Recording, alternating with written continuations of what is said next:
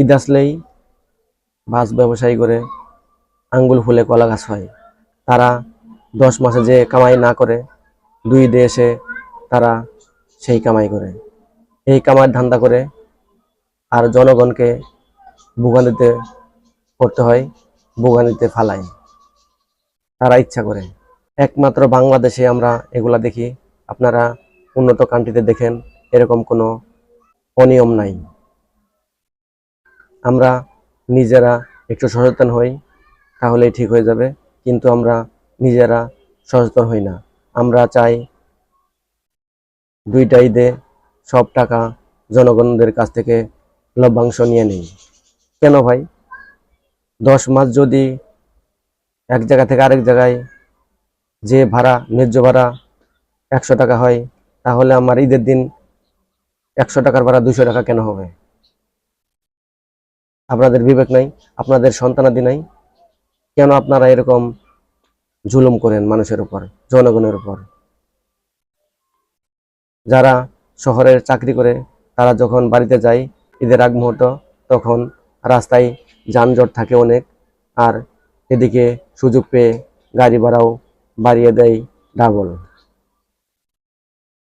আর আমরা সাধারণ জনগণ চিপাই পড়ি, বাড়িতে যাইতেই হবে, যত ভাড়া থাকুক না কেন, মা বাবার টানে, ভাই বোনের টানে বাড়িতে যাইতে হবে, স্বপ্ন যাবে বাড়ি।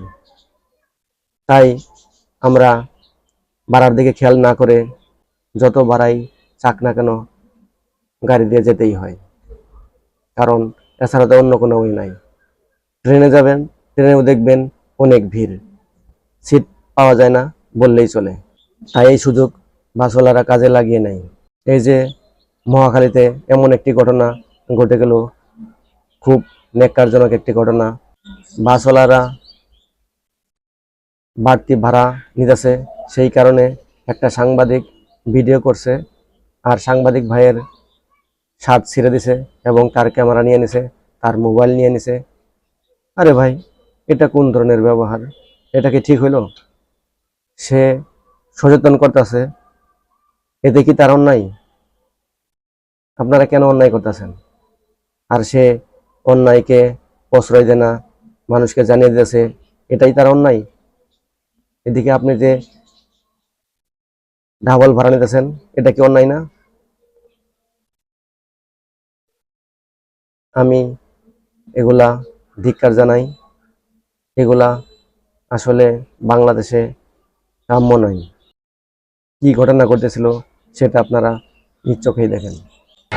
আপনারা থাকতে সাংবাদিকদের হাত দেয়, ওরা হাত দিল কেন?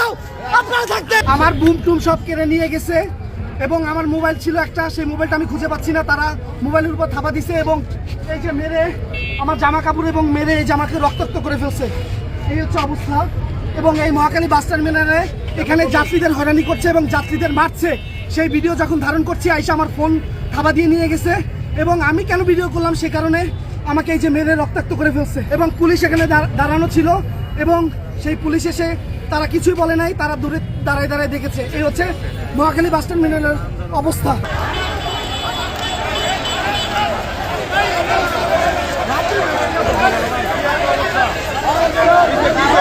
আমি শুরু থেকেই ছিলাম। প্রথমে সিন্ডিকেট করতেছিল, ওরা ভাড়া চাইতেছিল ঢাকা থেকে ময়মনসিংহে ভাড়া হচ্ছে সর্বোচ্চ 300 টাকা, বেশি হইলে।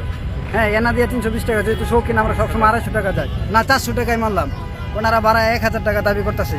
তো সাধারণ মানুষ যখন এটা প্রতিবাদ করলো, বর্বর গাড়ির সামনে যারা যাত্রীরা প্রতিবাদ করলো, বললো যে আপনারা দেখতেই পারলেন যে কি ঘটনা ঘটেছে মহাখালীতে। মানুষ যাবে কোথায়? যারা চাকরিজীবী তারা 2 ঈদ ছাড়া এরকম দীর্ঘ ছুটি পায় না, আর এই ঈদে তারা বাস ভাড়া বাড়িয়ে ডাবল করে নেয়।